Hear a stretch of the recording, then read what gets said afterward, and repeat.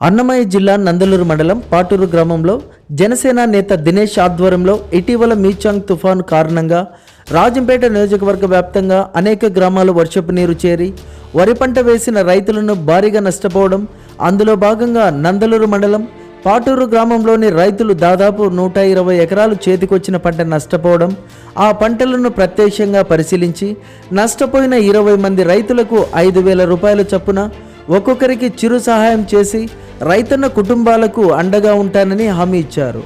నష్టపోయిన ప్రతి రైతన్నను ప్రభుత్వం ఆదుకోవాలని డిమాండ్ చేశారు. ఈ కార్యక్రమంలో పాటూరు గ్రామ టీడీపీ అధ్యక్షులు ముమ్మడిశెట్టి రమేష్, ఉపాధ్యక్షులు కోటకొండ కృష్ణయ్య, వెంకట సుబ్బయ్య, జనసేన పార్టీ నాయకులు కుంచ శంకర్, నరేష్, కుంచ ముద్దుల కృష్ణయ్య, సుబ్బు, మణి, చంద్రమౌళి, గుగ్గిళ్ళ నాగార్జున, కొండలగారి రవి, ఉపేంద్ర, మస్తాన్ రాయల్, గోపీకృష్ణ, జనసేన నాయకులు మరియు గ్రామస్తులు పాల్గొన్నారు. మేము చేసే వీడియోస్ మీ మొబైల్ కి నోటిఫికేషన్ రావాలంటే మా ఛానల్ ను సబ్స్క్రైబ్ చేసుకుని పక్కనే ఉన్న బెల్ ఐకాన్ యాక్టివేట్ చేసుకోండి.